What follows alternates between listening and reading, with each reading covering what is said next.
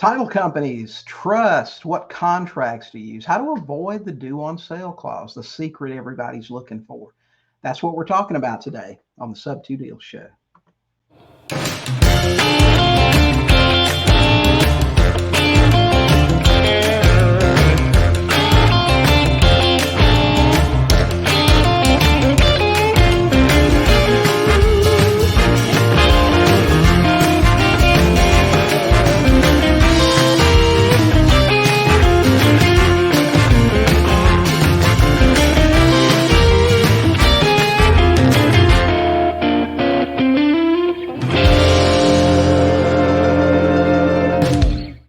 Hey, Sub2ers, welcome to this episode of the Sub2Deals Show, where we talk about all things subject to. Occasionally, we may talk about other real estate investing topics, but it's always something to help you with your real estate investing business. If you're listening to our podcast out there on Google or Apple, we would like to invite you to check us out on our YouTube channel. Just turn that seller call off there and get back to that. But our YouTube channel at sub2tv.com. You can watch our podcast there, see our smiling faces, and watch all of the other videos that we release every single week. Almost every single day we'll release a new video, and it's something to help you with your real estate investing business. If you're looking for training, I can just about guarantee you we've got the most affordable creative finance training on the planet at $7coaching.com. $7 a month. I'll answer all your questions personally and help you get started in real estate investing. I promise you there's not a better deal out there. And if you find one, let me know, because I want to get involved in that. And you can also download our absolutely free creative finance guide at sub2deals.com/CFG. So get over there, check that out, download that guide, learn how to buy houses without banks, without loans, and without credit. So get over there and check that out. Guys, today we're really excited about our show. If very, very rare is it to find an attorney that can answer your questions about creative finance, that doesn't think it's evil. I know Jody and I just moved to this area in Northwest Arkansas a few months ago, and it's been a real challenge finding people to work with. So we're real excited about having our guest today. Our guest today is attorney Shawn Yesner. Shawn is in Florida. He's a Florida attorney. Prior to starting his own practice, he was an associate attorney at one of the largest lender foreclosure firms in Florida. He is also the host of the Crushing Debt podcast, and he's released a couple of books, and we're going to talk about those when he comes on here. So guys, welcome our guest today, Mr. Shawn Yesner. Welcome, Shawn. Thanks. I appreciate the opportunity to be here. Yeah, we're excited to have you. I'll tell you, it's like I said in the opening, I sit across the desk from attorneys all over the place trying to explain to them what we do, how it works. And I'll tell you, the responses you get from some of these guys, they just have no idea what creative finance is, and that it's okay. Yeah, it is okay. Now, what I will tell you is, and I've said this to a lot of the investors that I work with down here, if you're treating people right, if you're doing things you're supposed to be doing, you're going to have no problems from me, and I'll help you do it, and I'll tell you how to do it properly. Mm-hmm. If you're trying to take advantage of people, right? Yeah, I'm gonna come after you if you're doing it wrong, if you're taking advantage, if you're trying to steal or bully. So unfortunately, I think a lot of attorneys only see that bad side of it, and that's why they don't like these deals too much. Yeah, and that's true, and that's one reason we try to teach our students. Foreclosures are a big part of what we do. People in distress, a lot of times they're motivated to sell, but most of the time they want to keep their house, and that's really our initial approach with people. How can we help you keep your house if that's what you want to do? And we will. If they decide they want to sell it, we're there to try to make that process as easy as possible. So that's how we deal with most of our sellers today. Yeah. So tell everybody about yourself, Shawn. Tell everybody about your past in working with a lender foreclosure firm and your practice today, and why you're an expert. So I'll give you the 5-minute rundown, or maybe less here, but yeah, I've been an attorney now since 1998. It's been a long time. So as we record this, coming up on my 25th year, the end of my 25th year here as an attorney. And I'm a Florida native, born and raised, born here in the Tampa Bay area, grew up down in Miami. And so when I graduated law school, I worked at a firm that did real estate. So I did closings. I did residential closings. I did commercial closings, and I loved it. But I was working in Miami. I went back home, live with mom and dad. I have student loans, get back on my feet, all that kind of stuff. So after working there for about 3 years, I decided I wanted to leave Miami. I found a job at what we now call a foreclosure mill here in Clearwater, here in Tampa Bay. And so joined there and loved it. I loved it even more than what I was doing before. One of the interesting things when you look at those law firms, the way they're set up today, they advertise to the banks, we're cradle to grave, we're soup to nuts, we can do start to finish, we can do the whole thing.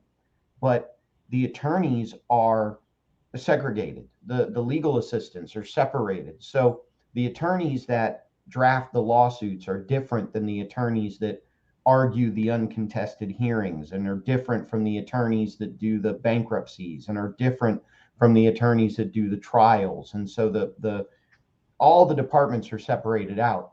The firm that I was at, it was only the legal assistants that were separated out. So if you had walked into my office between 2001 and 2004, I had a stack of files against the windowsill, and one stack was, we've drafted the lawsuit, we need to approve it and sign it. One stack was, they're in service of process and they need some issue there. Some of them were uncontested, you got to get ready for this hearing. Some of them were contested, you got to draft this affidavit, you got to argue this trial. Some of them were bankruptcy related, eviction related, REO related. I even have a couple of reported foreclosure appellate decisions here in the state of Florida. So I got that cradle to grave training. And so in 2004, the owner of that firm said, I'm done, I want to shut it down. And I said, well, what am I going to do so that my file doesn't come across my own desk here? And I decided, I know how to do them quick. My fastest foreclosure from list pendants to sale was 97 days. Mm-hmm. And I said, and that was a rarity, and that was back in 04, 03.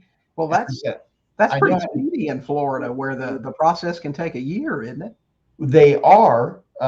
They were where we could get them done pretty quick. And so people like me came along and said, we're going to start slowing them down. So I knew how to do them quick. Let me see if I can slow them down. So I switched sides, started defending homeowners who are in foreclosure, hung my shingle, started, you can't learn foreclosure without understanding bankruptcy. So did that. Still did the closings at that point. We can talk about that. I don't do closings anymore. But yeah, I said, I know how to speed them up. Let me turn all that on its ear and slow them down. But again, with that concept of, I want to help people. So I'm not slowing it down just to slow it down. I'm slowing it down to get the homeowner to the resolution. Are we going to modify it? Are we going to short sell it? Are we going to go bankruptcy and save it that route? Are we going to get rid of it? The main question I ask my clients is, what's your goal with the house? And so that then led to my introduction to the investor community. My first office was in a building owned by a pair of real estate investors, and I was their attorney. And so I had to learn subject twos. I had to learn land trusts. I had to learn LLCs. I had to learn hard money loans. I had to learn all of that stuff so that I could represent these investors. And so that's how the firm has evolved even to today. It's got the two sides of it. It's got the real estate side, and then it's got the bankruptcy and the debt side. And so that's what I do today. Right. So you actually work with homeowners now, delaying the process and stopping the foreclosure if you can, and that sort of thing. Yeah, I've actually got a foreclosure trial. The client was in earlier today. We were preparing for it. I got a foreclosure trial next month, as a matter of fact. Gotcha. Okay. I mentioned earlier before we got on air here that we just relocated to Arkansas the end of last year. And you tell me, because you've been on both sides now, you worked for the foreclosure firms that processed all the stuff. And in Arkansas, it takes typically 3 to 4 months. Normally we see a filing and then their date is set for 90 days, sometimes a little longer after that. But I'll tell you, studying the files like I do, I see so many discrepancies in what should be filed and when, and things that are done. In your opinion, helping homeowners, how many times does a homeowner actually have a case to stop a foreclosure because it wasn't handled properly? It's rare from my Really? perspective. Now, I know in the meltdown there was a whole contingent of attorneys that Right. did foreclosure defense, and Mhm. we were a lot of times at odds because their focus was delay, delay, delay, delay. Mhm. And all banks are evil and all banks screw up the documentation and all homeowners are innocent, and that was their thing, that was their Mhm. gig, and I get it. And in my defense strategy, I want to make sure that the bank does have its I's dotted and its Mhm. T's crossed. But I'll give you an example. The one that I have going to trial here early July, hurricane comes through Florida. The bank unsolicited sends the borrower a letter. Hey, you're on a 3-month forbearance plan. Borrower says, great, I'm on a 3-month forbearance plan. Doesn't make payments for 3 months. After the 3 months is over, the bank sends a letter. Okay, now you're on a short-term modification. Make these payments. We'll permanently modify the loan. The borrower made the payments, but she didn't make them on the first of the month, and Right. she didn't make them in one lump sum. And Mhm. sometimes she would pay 60%, and then the other 40% would come later, and whatever and whatnot. And Right. so very, very, very slowly she falls behind. Mhm. The bank finally says, okay, you need to catch up. Here's the amount necessary to catch up. She's short $3. She's literally short $3. Bank kicks all the money back and says, sorry, we're foreclosing. Now, come on. Yeah, that's Three $3. yeah. So that one we're fighting. And I think Mhm. we got a pretty good chance to make some hay with the judge here. But those are the types of cases that I'm gonna take on. I'm not Sure. gonna take on the robo signing. And Mhm. Right. robo signing impacts the validity of the evidence. It doesn't Right. impact whether the borrower did or did not make their payments. Right. That's correct. And people that say, well, if you can't produce the original note for me, this isn't a valid debt. There's a big crew that support that too. At Um, the end of the day, the judge is going to say, did you borrow money to buy right. this house? Right. Did you pay it back? For If sure. if the answer is yes, I borrowed money, no, I didn't pay it back, you're Right. going to lose Yeah. 90% of the time. Yeah. And it's really funny. You can talk to a lot of attorneys and get a lot of different advice. I want to know what the law says. I'm fully informed that I can stand in front of 10 different judges and get differing rulings based on their biases, because judges today want to write law, not follow it. I mean, that's my opinion, but that's what they do. Um, but I had an attorney tell me today, and you're the first lawyer I've talked to since I talked to this guy, so I'm going to ask you, Sure. if I owe the bank $50,000 on a $200,000 house, and that's all I owe is 50. I mean, I've owned this house for 10 or 15 years. My balance is 50. That includes principal, uh, past due interest, fees, the whole 9 yards. And your bank that you're representing forecloses on me and takes it to the auction, and there's competitive bidding. Can the bank bid that up well past what they're owed to try to get it knocked back off to them and fix the house and sell it for profit? So, two answers to that question, or maybe one compound answer to that question. Right. We were Freddie Mac designated counsel when we represented the banks at the mill. We were one of 3 in Florida Freddie Mac designated counsel. So I've been to Freddie Mac. I've met with Freddie. Not There is no person called Freddie. I Right. sometimes wish there was, but I met with all of them. I met with Chase. I met with a lot of them, and every single bank that I talked to when I was on that side of the equation, even some of the private investors I talk to today, some of the hard money lenders, I still do some plaintiff foreclosures for hard money lenders. Mhm. All of them, by and large, today say, I don't want the house back. I don't want to deal with the maintenance. I don't want to deal with cleaning it out. I don't want to deal with selling it. I I want my money. I Mhm. loan money. I want the interest income. I don't want the house. By and large, a lot of them will say Mhm. that. Now in Right. Florida, and obviously the disclaimer here is I'm sitting in Florida, so if you're in Arkansas or another state, don't Right. take this for gospel. Right. But in Florida, the bank gets what's called a credit bid up to the amount of its judgment. So in your example, the judgment's worth 50.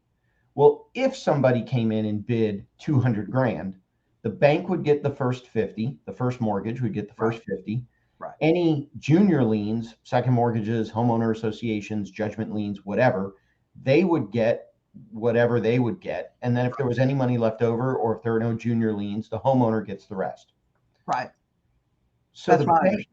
so the bank doesn't have to put in any money Mhm. until its bid exceeds its judgment. Right.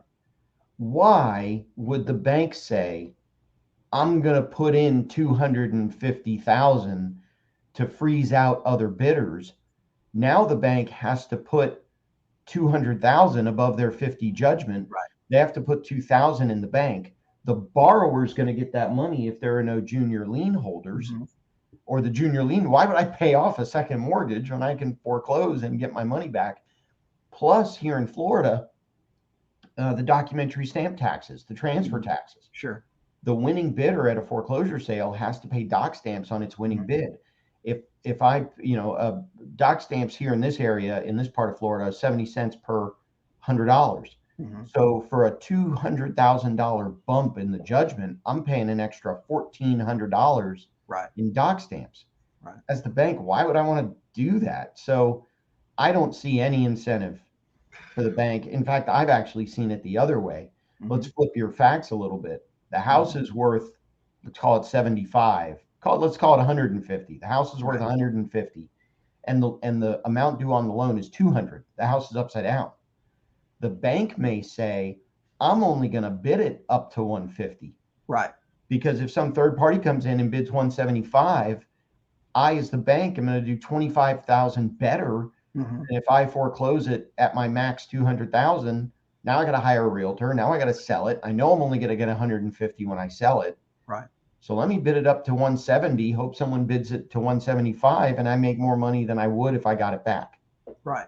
Exactly. I couldn't believe it when the guy told me this. I mean, this guy has a law license, but he made it sound like that banks are for profit. And I know they are, but Yeah. they're not going to bid up a property just so it'll be knocked back off to them so they can go do a rehab and sell it for retail. That seemed crazy. The banks don't want, Right. they make money by loaning money out and Right. collecting interest Right. payments. They don't make money Exactly. by, when clients come in here and say, I think the bank wants my house, Mhm. unless it's a private investor, the answer to that question is almost Right. always no, they don't. That's They don't true. even know they don't know you're Right. William Tingle, Shawn Yesner. All they know is that your loan number Right. 02587 whatever. Yeah. They don't know any of that. They don't know where your house is. They don't care. They're not in the real estate business. They're in the lending No, business, they're in the money lending business. which takes us to the due on sale clause. The big question that all the newbie investors are afraid of. How do you avoid the due on sale clause? So here's what I tell people all the time. These are contracts. This is Right. contract law. Right. There's nothing illegal. You cannot be arrested for violating the due on sale clause. So we take that right off the table. What it is, what we're talking about basically is a breach of contract. Mhm. And so the bank's remedy on a breach of contract is they can call the loan due. If Correct. you're doing this, if you're investing subject to properly, and a bank happens to find out and call the loan, you should be able to refinance it to get the bank out of the equation if you've done your numbers properly. Right. But that's the big issue. If the bank ever finds out, like I said, I've been doing this now. I've been an attorney for 25 years almost. Let's call it, let's round up, say 25 years. Been doing foreclosure stuff for 22 of those 25 years. I have never in my 22-year career seen a bank foreclose only because of a due on sale violation.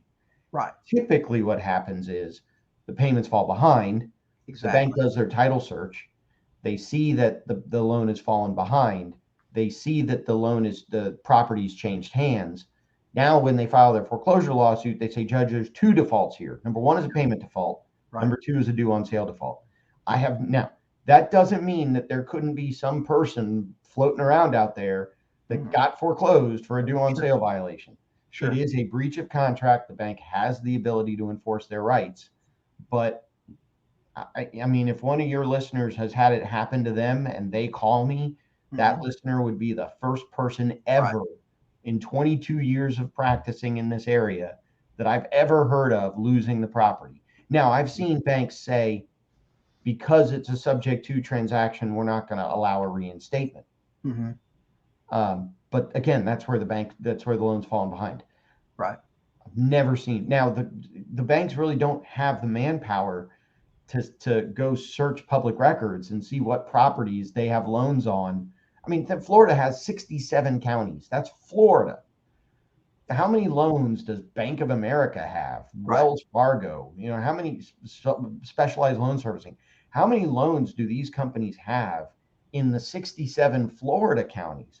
Not counting however many counties there are in Georgia and Alabama and Arkansas and New York and California and all 50 states. The banks don't have that technology. An interesting rabbit hole that we won't go down, but an interesting rabbit hole is I've heard of the introduction of blockchain technology into the real estate space. It hasn't happened yet, to my knowledge, or it hasn't been widely adopted yet, to my knowledge. That could be a way that banks could better monitor the due on sale violation if they layer it into the blockchain technology. But that's getting into millennial type stuff. So Oh yeah.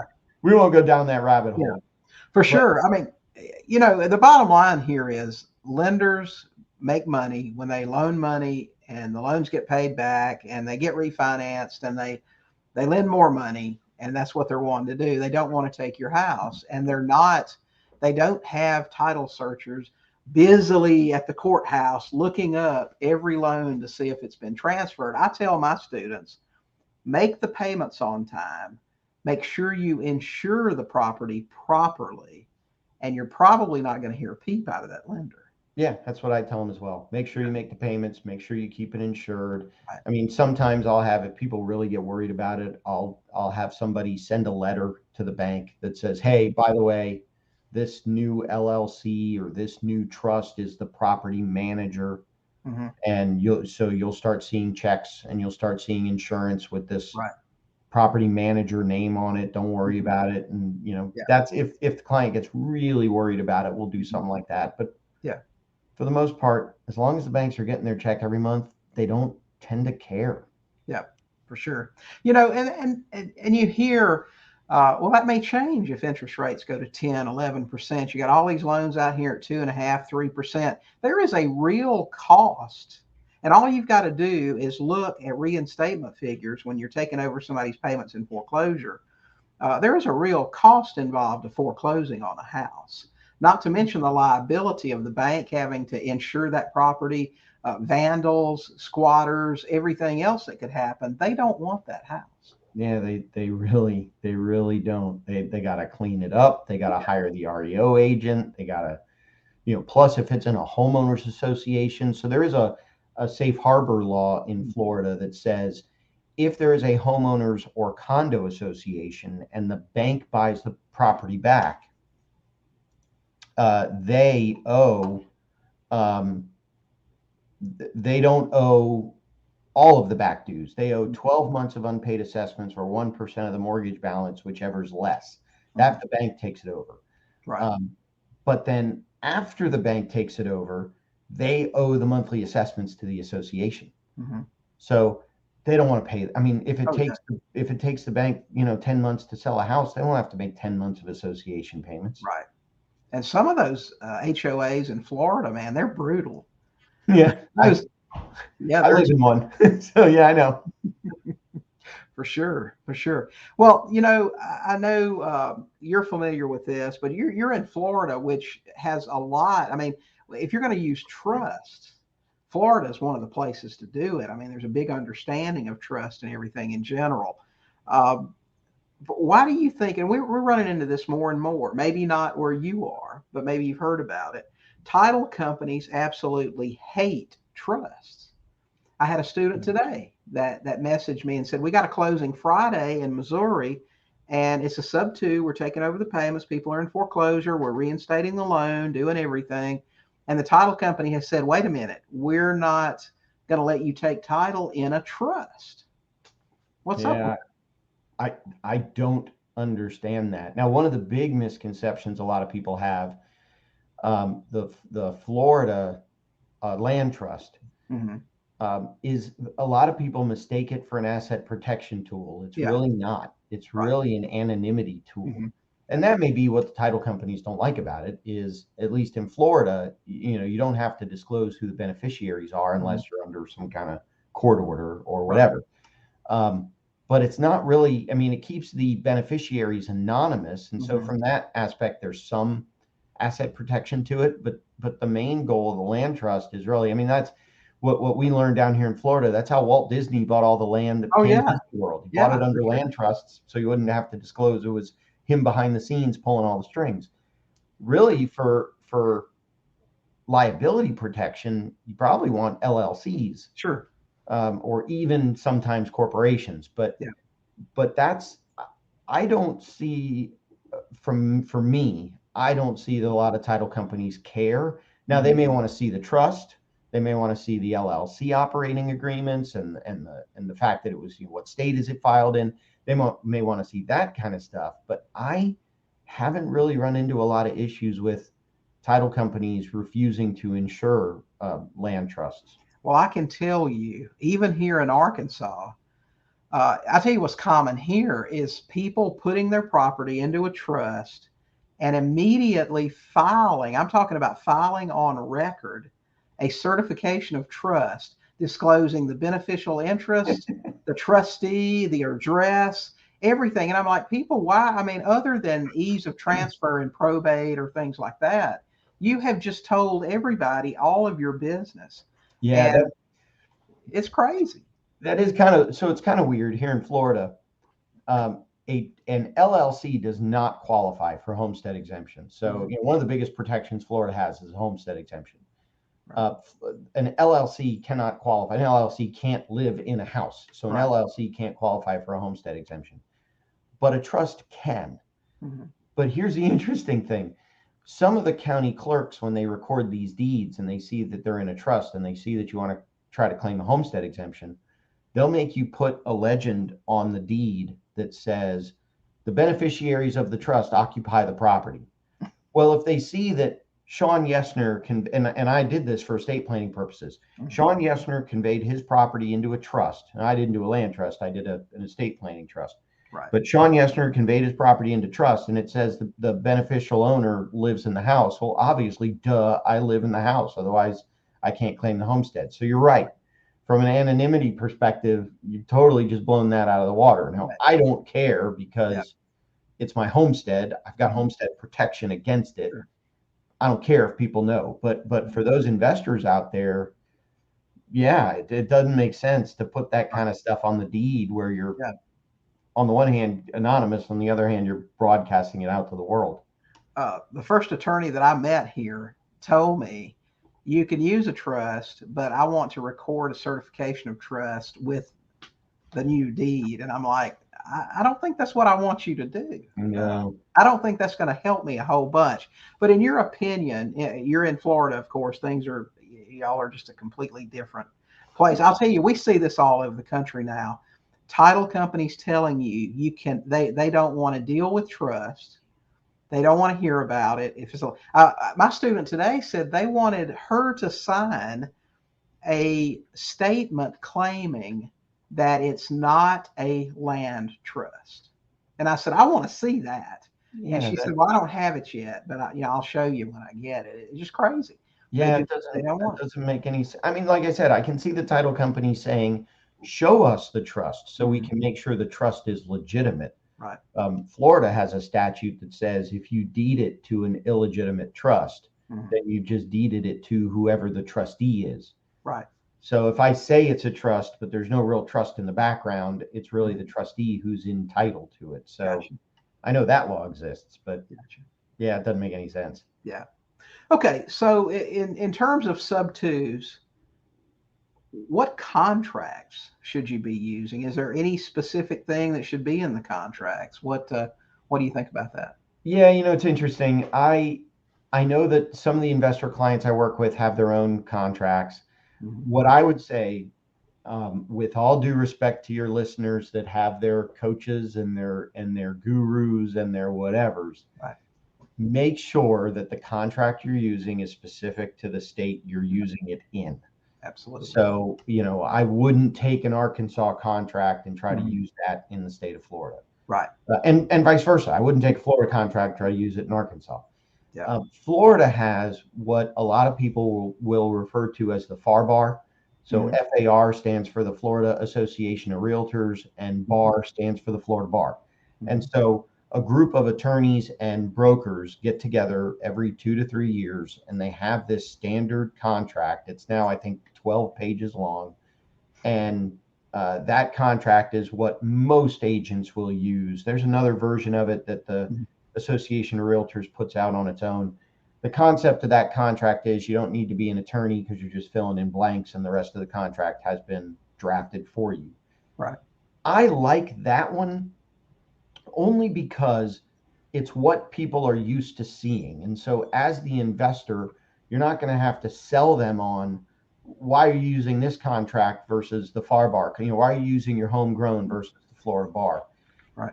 The FAR bar can be edited, and I believe it does have on the front page. It's got a place where you can note that you're taking the property subject to an existing loan. I think there's some subject to language in the financing section of the FAR bar contract. So you can definitely use it. And then if you need to, what I've helped some of my clients do is on a particular deal, I'll draft whatever needs to be drafted to make the subject to transaction work within the contract. Now, if Right. you're an investor and you want to use a homegrown, you want to use one you got from your mentor, from your coach, from your whatever, and they'll send it to me and I'll give it a once over and I'll say, yeah, it's compliant with Florida law, or no, tweak this, Right. this, and this, and then it'll be compliant. But I mean, for me, kind of keep it simple since I Mhm. know people are used to seeing that Right. version that the realtors and attorneys have created. Use Mhm. that one. Yeah. Well, what I tell people is, if they're catching, flack about a certain contract, if everybody is used to seeing your state realtor contract, use it and just add whatever special stipulations or clauses you want Yeah. to that. As long as they're applicable to the state, there's nothing against state statutes. Just do that. Then they're familiar with the contract. Realtors don't get as weirded out. I think it's Title funny. companies, title companies don't get as Yeah, weirded out. right. I think it's funny that you mentioned that the state contract for realtors has something in it about has subject to language because man, I'm telling you, you talk about sub two to some of these agents and they think you're the devil, Oh, because yeah, realtors lose their mind. And that's what yeah, I keep trying to tell them is, guys, this is really just basic contract law. yeah. There's no magic here. It's basic. So I'm looking, I just pulled up the contract. Hmm. The as is version of it, page one, um, it says other.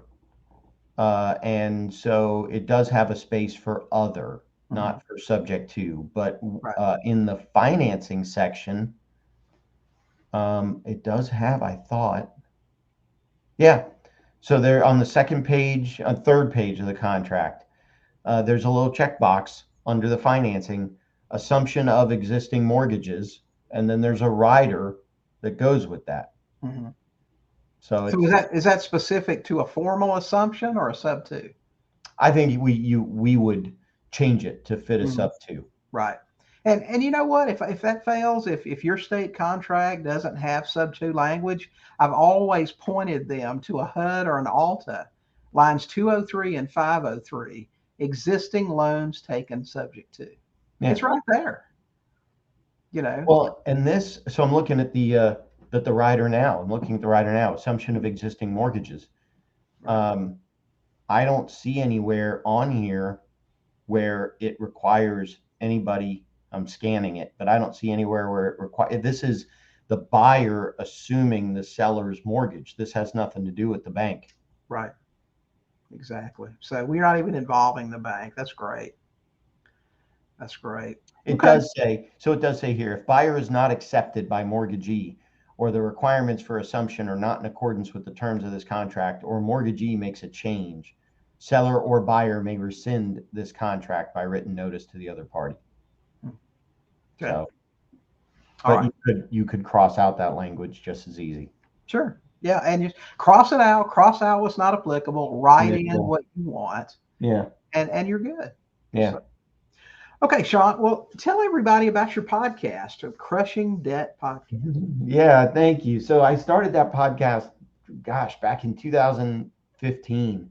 And that's more where the debt side of the law firm comes in, where I was helping people with short sales and loan modifications and bankruptcies and settling out debt and all that other stuff. And so that's where the podcast comes from. And it was more just a way for me to get some more information. It's free, it's on any podcast player you're listening to. It is audio. So we do record some videos, and I've got a Patreon page where you can watch some of the videos, and some of them come out on YouTube. But by and large, it is a true audible, no video Sure. podcast. Sure. And we go over all kinds of topics. We go over all kinds of topics related to eliminating debt, settling debt, bankruptcies, student loan debt, IRS debt. I mean, it doesn't matter. And it comes out every Thursday. I try to get it out first thing in the morning, so it Right. comes out every Thursday. Okay. And you said you have a YouTube channel as well. Does it? What can they search for on YouTube and find you? Yeah, so the YouTube channel's under Yesner Law, but Okay. yeah, you can find the YouTube channel under Yesner Law. Actually, I have two YouTube channels. I have one under Yesner Law, and I have one under my name. The one under my name is where I send all the audio from the podcast. So if you go to my Shawn Yesner YouTube page, you'll see a bunch of the static podcast images with the audio behind it. Gotcha. If you go to the Yesner Law YouTube page, there's actual, you'll see my unshaven face and whatever. Okay. So you help people now with foreclosure issues and things like that. Are you limited to the state of Florida, or can you cover any other states? Yeah, no, unfortunately, I'm limited to the state of Florida. I thought about, so I went to law school in Alabama, in Birmingham, Alabama, Right.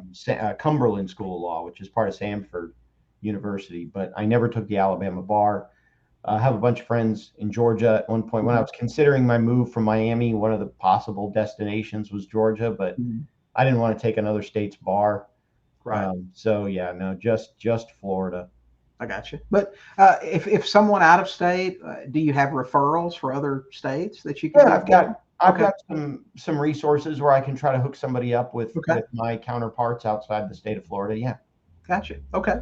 And I know you've written a couple of books, Crushing Debt, 9 Strategies to Eliminate Financial Bullies. And I'll tell you this last one that you just released, well, it's in 2020, Become Debt Free in Less Than an Hour. Tell me a little bit about that. I'm intrigued. So real quick, the Crushing Debt book was, I'd accumulated a bunch of content through the podcast. And so I ended up transcribing it and then just making chapters and transitions and whatnot. So that's where that book came from. But then the second book, I really got involved in, as a bankruptcy attorney. So my background, I graduated with a degree in accounting from undergrad. I went to FSU, Florida State undergrad, and graduated with a degree in accounting. I never went on and got the CPA, but I think the accounting background is really what drew me to the real estate and the numbers and the foreclosures and the bankruptcies and all that. And so in helping clients with bankruptcy, you really got to get involved in their financial situation. And so I started looking, and I've been able to help people stop smoking because look how much you're spending on cigarettes, and look how much you're spending on this thing, and look how much you're spending on these subscriptions and this and that. And then getting into podcasting really opened my eyes to that whole side hustle, that whole second job. I know you've got sponsors. I've got sponsors for the podcast. Clearly, the law firm drives my ability to, make mortgage payments and put food on the table. But the podcast basically runs itself. So getting into all of those other angles of how do I create additional revenue above and beyond the law firm. So what I started doing was I looked at helping people that say, I'm in a lot of debt. I need to get out of debt. I don't know how to do it, but I don't want to have to file a bankruptcy. And so the concept of the Become Debt Free book, you're not going to read it and then an hour later you're going to be debt free. All of the stuff in there can be implemented in less than an hour. Oh, okay. So for the tip that I love, my favorite tip is every year I would get a tax refund. And if you think about it, really all a tax refund is an interest-free loan to the government. Correct. And I thought, I'm tired of getting, yeah, it's cool. You get a couple bucks at the end, every year you file your taxes. You can use that to go on vacation, whatever, blah, blah, blah. But what I did was I said, wait a minute. I'm getting like a $4 or $5 grand return. I get 2 kids, so I get credits and whatnot. I'm getting a $4,000 or $5,000 return every year.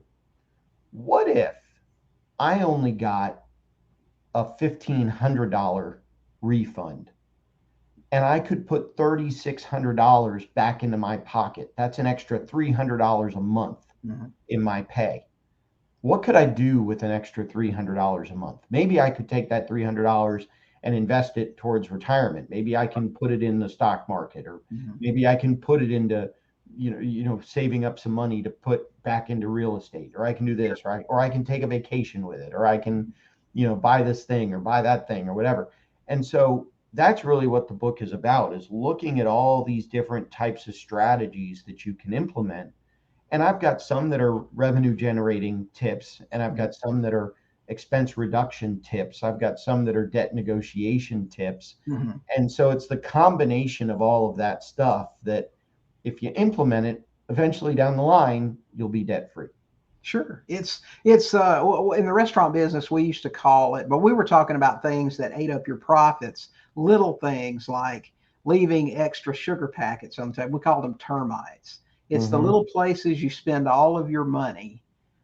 When if you could gather all that back up, you had something pretty significant, really. Yeah. I mean, one of the things I did, I cut my cable bill and I went to streaming, and that saved me like $100 a month. And so people are saying, oh, it's just $100 a month. Well, yeah, but now when you combine that with a change to my taxes, so I get $300 a month more, now we're at 400.